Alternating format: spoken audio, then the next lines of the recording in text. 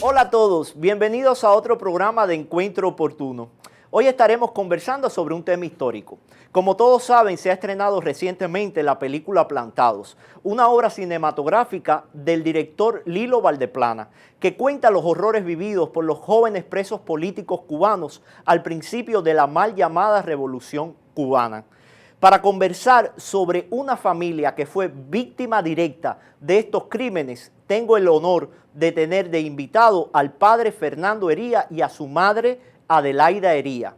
El padre Fernando Hería tiene una víctima directa de estos crímenes. Se trata de su tío Rafael Hería, asesinado, mejor dicho, fusilado en la cabaña en septiembre de 1961.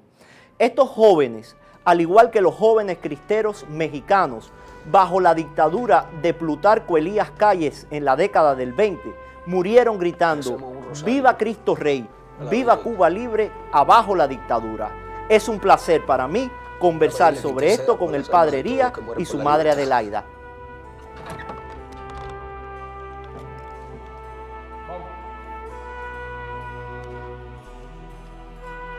Dios te salve María, llena eres de gracias, el Señor es contigo.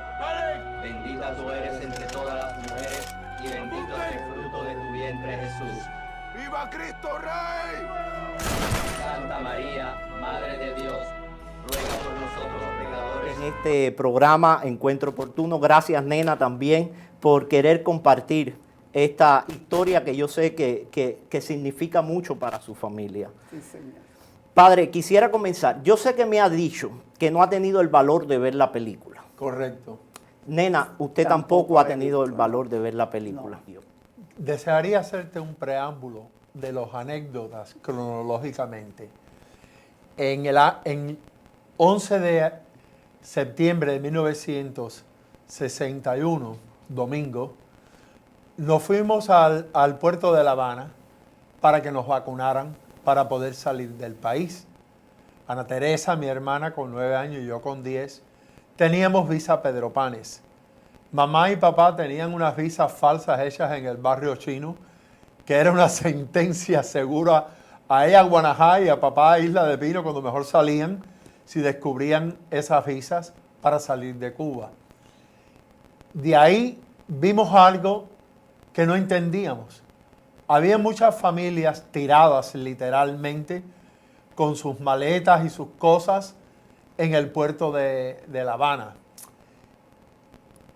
No teníamos explicación, nadie sabía, nos pusieron las vacunas. Para que tengas una idea de cómo se vivían en esos años. Ese verano del 61, que fue el último que pasamos en la playa, frente a nosotros había una familia que eran los que representaban al famoso Comité de la Defensa de la Revolución. Y había nada más y nada menos que 3 paracaídas de brigadistas colgando del porche de la casa. Y cuando estábamos en la línea, oigo la voz de las niñas y me viro, y eran nuestros vecinos del frente con los paracaídas. Y toco a papá y le digo: papá, mira quién está detrás de nosotros. Y papá le dice: ¿qué hacen ustedes aquí? Dice: lo mismo que ustedes, nos vamos del país porque no estamos con esto. Eso es un buen índice de lo que ha sido desde el principio esta revolución, que de revolución no tiene nada, esta dictadura sanguínea del régimen de los hermanos Castro. La división de la familia, la falta de confianza entre los vecinos, no se sabía quién te podía chivatear y echar para adelante y costarte hasta la vida. El lunes nosotros fuimos recibimos el pasaporte de mis padres y lo llevamos para a recoger la visa en el barrio chino, como les dije. El 13, miércoles, pues fuimos a comprar los boletos de Pan American. Mi madre y mi hermana hicieron la línea de las 4 de la mañana en la KLM y papá y yo en Pan American. Estaban allí cerquita, en la misma cuadra, en la rampa. La idea era que ese mismo día Ana Teresa y yo salíamos en el vuelo de KLM con nuestras visas Pedro Pan y las visas temporales a Jamaica, y al otro día por la mañana, el día 14, pues volaríamos de Jamaica a Miami. Y mamá y papá, si salían con vida del aeropuerto de Rancho Boyero, pues entonces ellos cogerían el vuelo de Pan American de por la tarde, después que ya estaban seguros de que Ana y yo habíamos salido, para volar a Miami. Y él, al día siguiente, pues el día 14, nos reuníamos todos en Miami.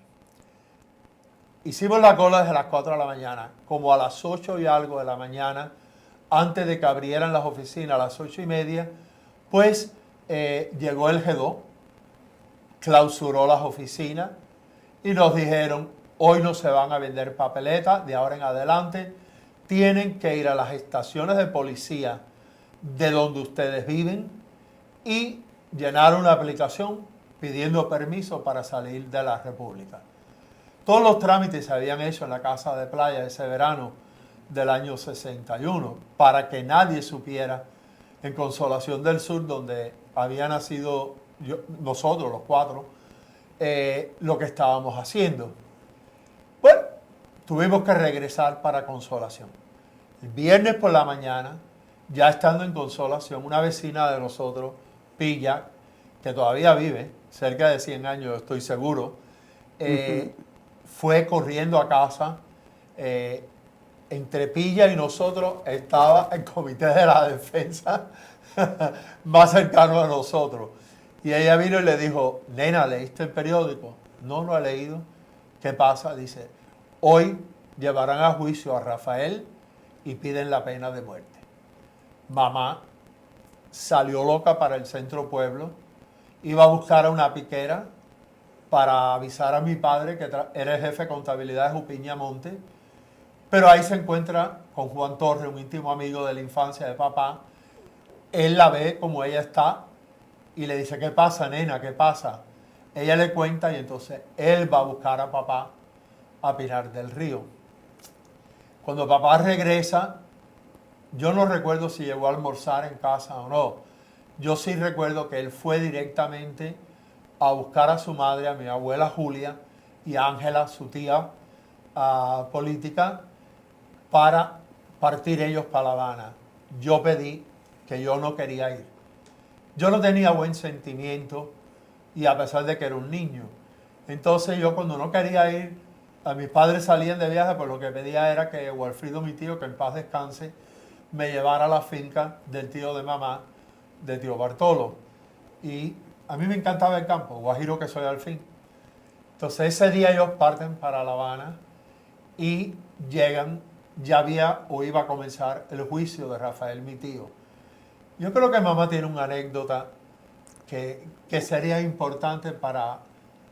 Cuando entramos al salón donde se estaba celebrando el juicio, tu padre tropezó con un pupitre y el que está al lado de Lillo se viró para atrás y cuando vio a tu padre, tocó a Lillo y le dijo, ahí está tu familia. Y Lillo se viró y nos saludó. Esa fue la primera y última vez que vio a su madre y a su hermano.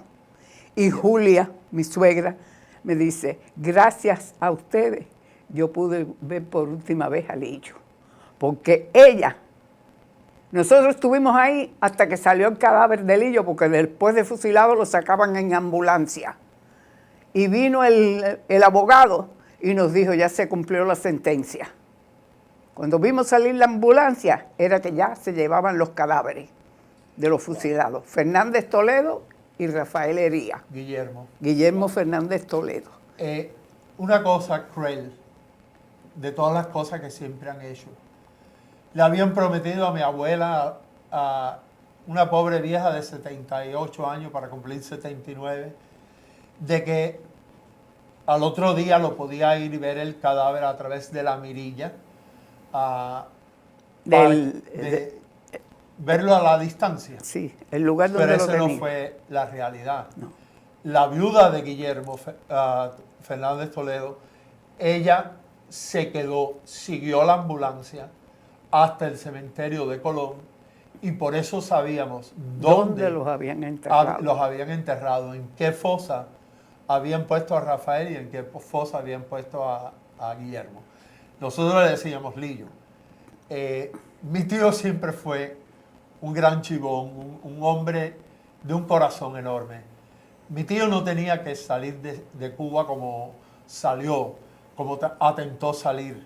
Él era el jefe intelectual de un complot donde habían 44 personas en un avión que iba a volar de La Habana a Isla de Pino, pero estaba el piloto y el copiloto, eran parte del complot para desviarlo y traerlo a Miami. Sí, Y en ese viaje iba un capitán del ejército rebelde que también estaba en el complot, exacto. el esposo de Raquel. Sí. Entonces, ¿cómo se llama eso?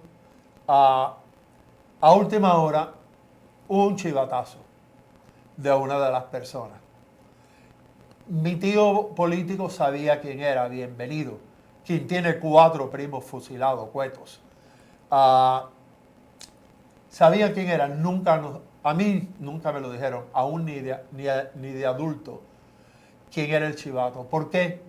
Porque es que el lema de los presos de esa época, especialmente los que iban a ser fusilados, era un lema de amor a Dios, al prójimo.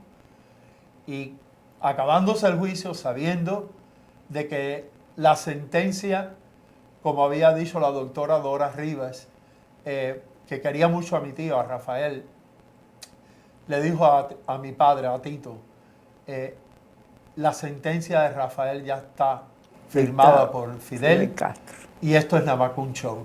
Sí, sí, padre, y precisamente eso que ustedes están contando también lo abarca la película Plantados. Cuando una madre llega a visitar a uno de sus hijos en las visitas, pocas visitas que le daban en las cárceles, y le dicen, no, lo acabamos de fusilar, ahórrese tener que venir a hacer visitas. Y yo creo que ahí sale la crueldad y el horror de ese régimen que todavía seguimos padeciendo los cubanos, pero que en esos primeros años era un horror encarnecido, era un horror con unos juicios amañados, como el que usted me dice. No, ¿para qué un juicio si ya la sentencia está firmada? Con engañar a la familia de no dejar ver su familiar a un difunto, no dejarle saber dónde lo había sido enterrado. ¿Qué me puede decir de ese horror que se vivió en esos primeros años? Fidel no tenía ningún interés, excepto uno: crear continuamente un estado de exaltación, de terror dentro de la ciudadanía cubana.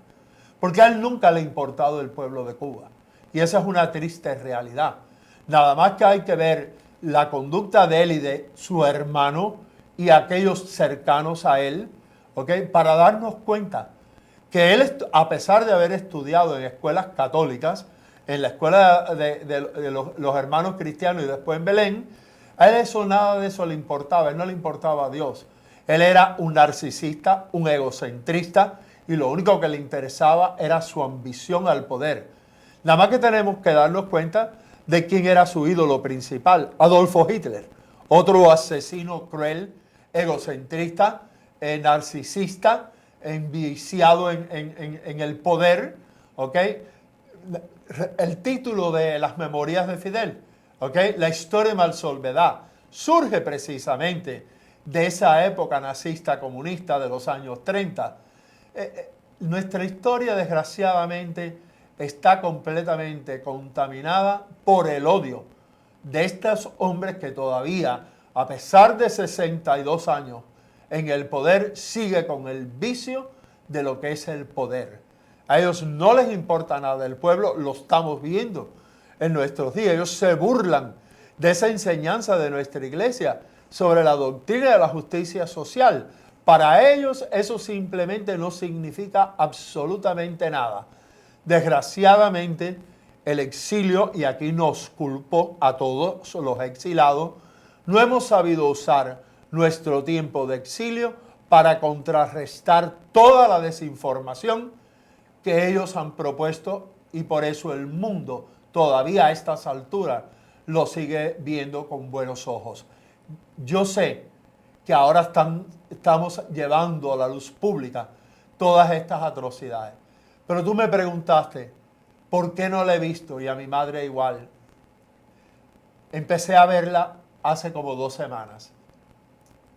Y cuando iba por 1 hora algo, ponen una foto de un hombre contra la pared de la cabaña. Y cuando lo veo, digo, ese es mi tío. Y no dije nada. Cogí del teléfono, paré la de eso de YouTube, tiré una foto a mi teléfono y no le dije nada a mamá. Fui y le dije, mamá, ¿a quién te recuerda este hombre? Y ella dijo, no me lo recuerda. Ese es tu tío Rafael. Y está vestido con la ropa del juicio.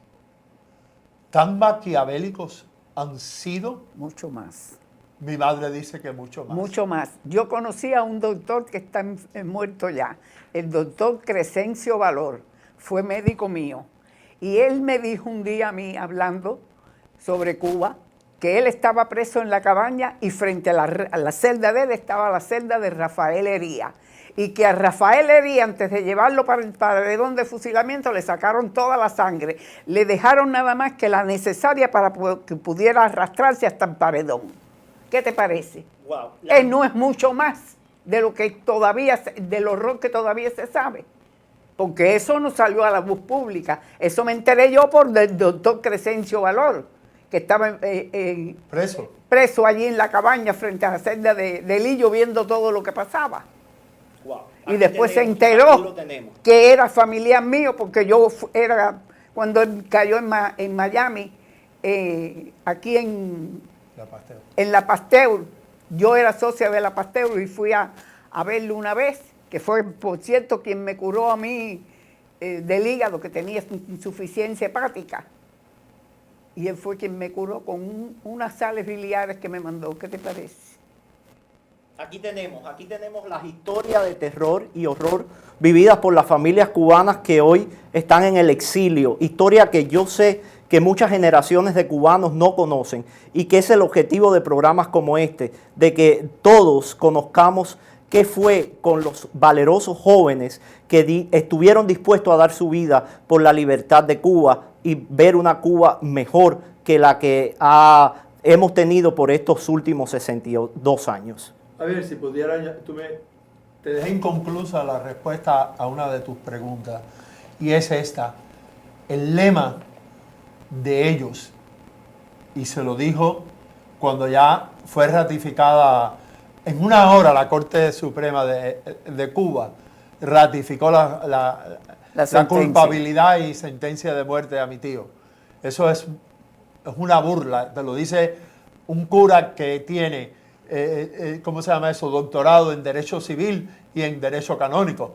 Y entonces, yo recuerdo que Rafael, mi tío Lillo, se acercó a papá y le dijo, Ángel Manuel, nuestro lema es, busquen justicia pero nunca venganza, que la sangre se quede en nosotros. Si algún día nos llevan flores, que sean flores blancas, porque esa es nuestro lema, cultivo una rosa blanca en junio como en enero. La poesía de José Martí. Son cosas que, y le dijo, y gracias hermano, gracias mi hermano, por haberme traído a mamá, porque esta será la última vez que la veré hasta que nos veamos en el cielo. ¿Sabes cuánto tiempo duró mi pobre abuela viva? Porque ese domingo, después de ser fusilado mi tío el sábado 16 de septiembre de 1961 a las 12:05 de la noche, ella falleció el 31 de enero del 62. Se negó a comer por completo y murió. Murió de tristeza. Su corazón ya no daba más. Y ella no es la única madre cubana que ha muerto así. Porque sí, yo hoy en día soy cura, tengo 70 años. Nadie me puede borrar la memoria buena, mala, indiferente, linda y fea de mi niñez. pero nadie tampoco me puede hacer cuento de las atrocidades que se han cometido en 62 años de dictadura. Si el mundo quiere seguir viviendo a ciegas y haciéndose ilusiones falsas, lo llevarán en su conciencia. Y un día, el Altísimo, que es el juez máximo de todos, les pedirá cuenta. Y si ellos no fueron misericordiosos con el prójimo, cuidado, porque a no ser que hayan cambiado y se hayan presentado verdaderamente con un corazón contrito, Dios, como dice la Sagrada Escritura, les va a decir, no te conozco. Y no entrarán con los justos y los santos. Sí, el dolor es real. Y a pesar de que yo tenía 10 años cuando aquello, y ahora tengo 70, no se quita. No se quita porque Rafael, mi tío, era un hombre que se daba a querer. Era un pedazo de pan, era un chibón. Adoraba, yo fui el primer varón en la familia. Después vino mi primo, después sus dos hijos, Rafael Fernando y Fernando Rafael. Y nada, ese último verano fue un verano que para mí no lleva la memoria del dolor, sino de la alegría que compartíamos todos los años cuando nos reuníamos en familia, o bien en Guaynabo o en alturas de Boca Ciega, pero era todo el familión. Y ver te voy a dar una anécdota. Se ponían a jugar lotería por el mediodía y entonces mamá se está riendo. Y entonces a él le encantaba a coger y ser quien cantaba la lotería. ¿Tú sabes por qué? Porque él se ponía a tocarla por debajo de la mesa buscando los números chiquitos. Los números chiquitos porque era lo que le faltaba. Le faltaban a él. Para hacer lotería. Ese era mi tío. Wow. Un cubanazo. Conmovedora historia, padre, nena, realmente algo impresionante que queda en la memoria de ustedes y de su familia para siempre. Y te quiero preguntar, nena, porque la anécdota que hace el padre de su abuela, que solo duró 3 meses después del fusilamiento de Rafael, yo sé que usted estuvo en ese pequeño grupo que por último vieron a Rafael, sí, que fue su esposo, usted y su suegra. No. Sí, Sí, su suegra, mi en suegra, el juicio. Sí, la mamá de Lillo. De sí. la mamá de Lillo. Sí. ¿Qué recuerdas de esa última vez que vieron a Rafael? Eso fue algo tan grande que no hay palabras con que explicarlo. Cuando nosotros entramos, mi esposo tropezó y uno se viró y de verlo nada más, ahí está tu familia, le dijo a Lillo. Lillo se viró y nos vio. Julia se acercó a él. Después él le dio las gracias a mi esposo y le dijo, gracias hermano por traerme a mi madre, porque esta es la última vez que ella me va a ver a mí y yo a ella. Y así fue. Y así fue. Aquí en la tierra. Aquí en la tierra, bueno.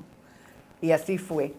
Su hermana, Ana Dolores, criticó a mi esposo porque llevó a su madre a ese juicio. En concepto de ella estaba muy vieja para ese juicio.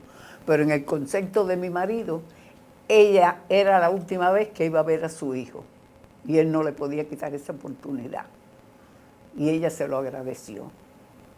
Y después ella, Ana Dolores, la hermana, le dio las gracias también y le dijo, yo estaba equivocada. Hiciste muy bien con llevar a mi madre al juicio, porque fue la última vez que lo vio. Y ella me lo agradeció muchísimo. Padre, y usted recordaba las últimas palabras que le dijo su tío a su papá, que era un poco ese lema de todos estos presos políticos plantados también. Nunca busquen venganza. Justicia, nunca venganza. Que la sangre se quede en nosotros, porque si no, esto nunca acabará. Nunca se acabará. Eran hombres de fe. Por eso mueren cristeros. Un día nuestra iglesia tendrá que reconocerlos a todos ellos. Sí. En los altares. Porque ellos murieron viviendo y gritando su fe Viva sin Cristo miedo. Rey. Viva Cuba Libre, viva Cristo Rey. Sí. Abajo el comunismo, el ateísmo. ¿Te entiendes? No hay otra forma de explicarlo. Tú me acompañaste a mí hace 2 años, cuando fui invitado a dar una presentación en Guadalajara, México, en el Congreso de los Cristeros. Y tú viste que el paralelismo que hubo entre los cristeros mexicanos y españoles y los cristeros cubanos. En honor a la verdad, siempre he sentido, y mis padres me lo enseñaron, que gracias al ejemplo, especialmente de nuestros hermanos mexicanos, nosotros pudimos imitar lo que ellos hacían. Por ejemplo, cuando Fidel manda a cerrar las iglesias el domingo 17, ¿te acuerdas que te mencioné el muelle? Era porque al próximo domingo llevarían a los sacerdotes y religiosos cubanos a bordo del Covadonga para expulsarlos de Cuba junto con Monseñor Bosa Masvidal. Y que también salió el padre Román. Exacto, Y el Monseñor Román. padre Román Monseñor también. Y entonces- Y el padre, el sacerdote de mi pueblo, El salió padre ahí Couso. también. El padre Couso. Entonces, yo recuerdo perfectamente, ¿tú entiendes?, que fueron a cerrar las iglesias. Un muchacho vecino de nosotros en la misma cuadra del G2 era quien iba a cerrar la iglesia de Nuestra Señora la Candelaria en Consolación. Y fueron nuestras abuelas y nuestras madres, pero mayormente nuestras abuelas, quienes mantuvieron esas iglesias abiertas. De Rezando. 7 de la mañana a 7 de la noche, rezando el rosario, continuamente. Diferentes grupos de personas Y iban no a lo rezar. pudieron cerrar. Y no las pudieron cerrar. Nunca las pudieron cerrar. Y eso lo aprendimos del ejemplo de nuestros hermanos mexicanos, que entre paréntesis, en mi humilde opinión, en estos momentos, están corriendo otra vez un alto riesgo de jugarse nuevamente al comunismo dentro de sus fronteras. Cuidado, hay que tener los ojos muy abiertos, porque se olvida muy fácilmente la historia. Pero Dios al fin, como Cristo bien claro dejó saber a Constantino, emperador romano, in hoc signos vinceres, con esta cruz vencerá, con este signo, porque la batalla de la victoria es nuestra, no por la fuerza ni la sangre, a través del amor y el perdón. Tenemos que aprender, porque para eso tenemos el ejemplo de nuestros fusilados, de buscar perdonar a pesar de las atrocidades que se han cometido contra nosotros, porque el amor es lo que tiene que triunfar. Justicia, sí, por encima de todo. Venganza, no. Y con estas palabras de justicia, venganza no, y el perdón, es una palabra que resuena y que se repite en todos estos muchachos torturados, abejados o que dieron su vida, como el caso de Rafael Hería. Pero también hablando de Rafael, quiero recordar a 2 jóvenes que también fueron fusilados en La Cabaña y que hace unos días recientes, el 17 de abril, se cumplieron 60 años. Se trata de Virgilio Campanería Ángel y de Alberto Tapia Ruano. Y nena, y para los amigos que nos ven, quiero leerle la carta de despedida a sus padres de Alberto Tapia Ruano. Y aquí la tengo. que yo las leí en Guadalajara? Sí. Porque son impresionantes lo que los hombres de esa época enseñaban sobre nuestra doctrina de la justicia social de la fe. Así es, y Alberto se despide con esta carta a sus padres y dice: queridos viejos, acabo de recibir hace unos momentos la ratificación de la pena de muerte. Y es por eso, ahora que estoy en el final, que les escribo estas líneas. No me creerán, pero puedo asegurarles que nunca he tenido tanta tranquilidad espiritual como en este momento. Me siento con sinceridad muy contento, presintiendo que dentro de poco estaré con Dios, esperando y rezando por ustedes. Hoy en el juicio vi a mis hermanos y padrinos llorando, y es por eso que, no y 1000 veces no. Sé que lo de hoy es doloroso para ustedes, pero quiero que se sobrepongan y piensen que Dios, en su infinita bondad, me ha dado esta gracia de ponerme a bien con Él y todos deben de agradecérselo. Adiós, viejucos. Tengan mucha fe en la vida eterna, que yo intercederé por ustedes. Viva Cristo Rey. Besos y abrazos, no lágrimas, a todos. Adiós, hermanos, padrinos y familia. Fe en Dios, Alberto. Qué gran fe, padre. Qué gran fe. Exacto. Qué gran fe, y de eso quería hacerle la siguiente pregunta.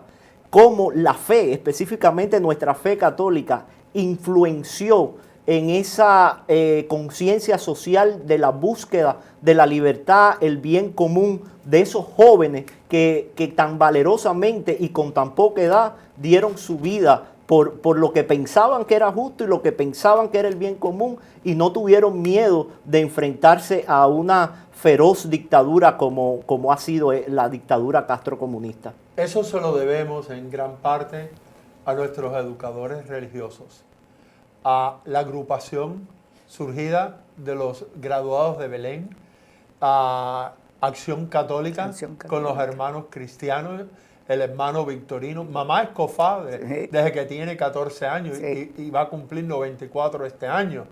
O sea, Yo 80 pertenecía a la años Juventud Católica. de miembro cofrade de la Juventud Católica. A mí me acostaban a dormir con mi canción preferida, que tú la conoces, que es, ¿cómo se llama eso? Tu reinarás, es una de ellas. Y la otra es la de la comunión, que yo siempre la estoy cantando. Entonces, cantemos al amor de los amores. Yo digo que mi vocación nace mientras que estaba en el vientre de mi madre. Y como yo era travieso de niño, porque me acostaba sobre el Cristo yacente en una urna de cristal en la iglesia de Consolación. Y ahí descansaba, porque el padre Couce y papá eran muy amigos.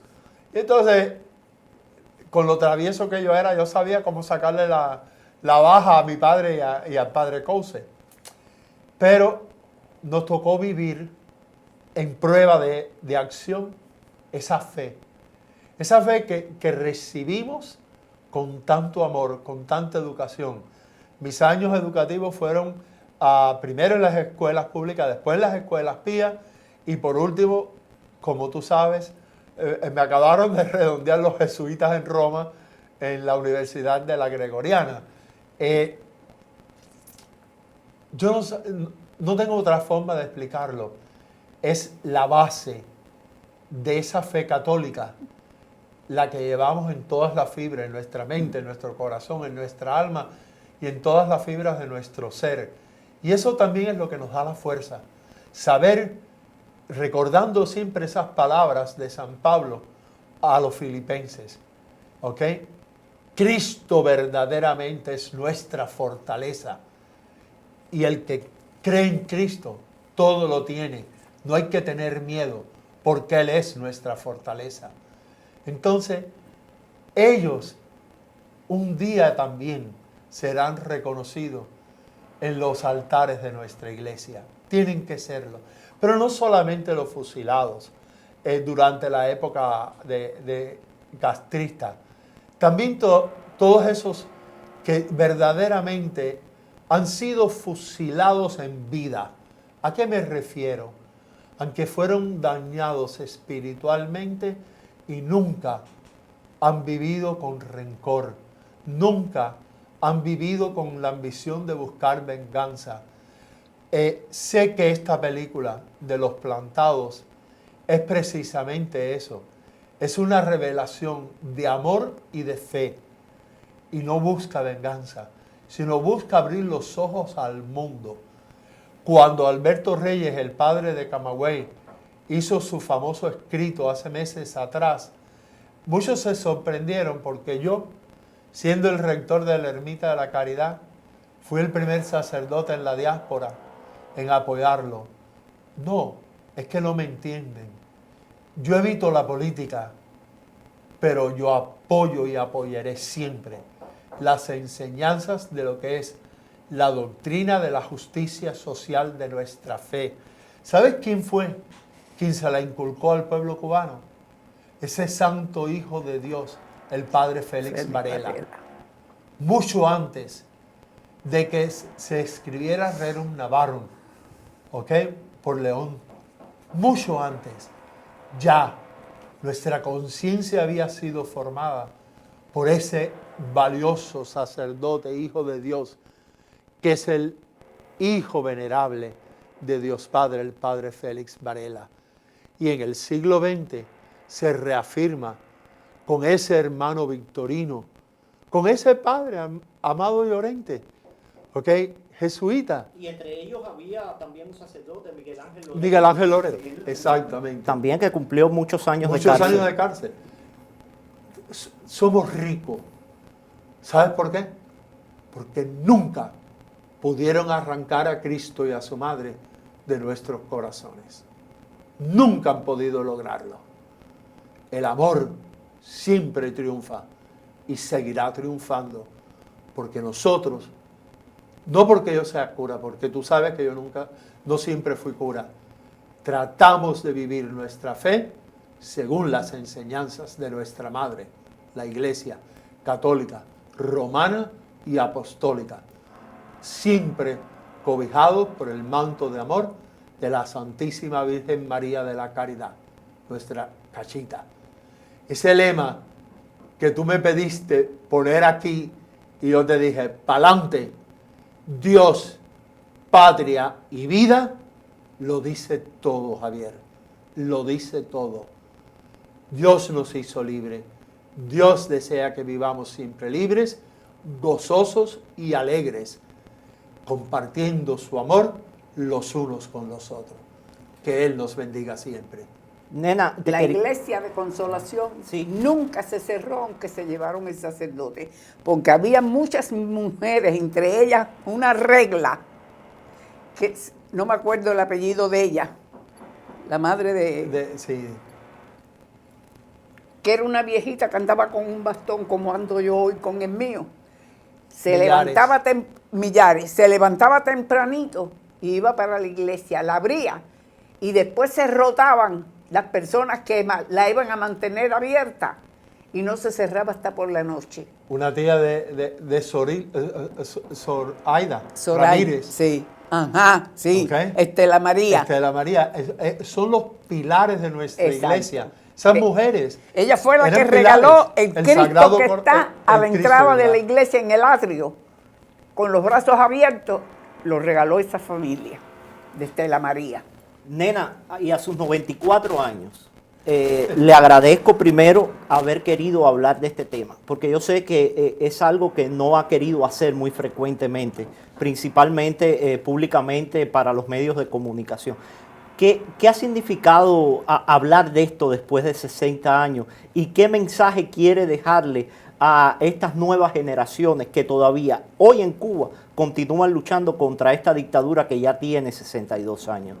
Que tengan fe, que no pierdan la fe, nunca, que no la pierdan. Que Dios tiene sus planes y los cumplirá. Y nosotros tenemos que ayudarlo a cumplir, a que Él los cumpla, confiando en Él. Esa es la respuesta, confiar en Dios y no perder la fe nunca, por nada ni por nadie. Padre, ¿y usted qué le diría a esos jóvenes que hoy tenemos tantas muestras de jóvenes que quieren continuar ese legado de valentía y de traer la libertad para el pueblo de Cuba en un momento crucial como el que está viviendo Cuba en estos momentos de tanta escasez, de tanta represión, de tanta sufrimiento de las familias? Entre los regalos que Dios nos ha dado, nos dio la facilidad de que con nuestro propio cuerpo recordar la victoria de la cruz. Pon tus manos así. Ahora coge los tres de abajo y llévalos al centro. Ahora coge el dedo gordo y ponlo arriba de esos tres. Y ahora coge el índice y ponlo arriba del dedo gordo. Mírate de frente. ¿Ves la cruz? Ahí está. Recuerda las palabras de Cristo al emperador Constantino: in hoc signos vinceres. Con este signo vencerás. Hermanos míos, con la cruz, que es el símbolo del amor y el triunfo de Dios, venceremos. Siempre vamos a vencer. Cristo primero, Cristo último, Cristo, Cristo siempre. Adelante, sin miedo.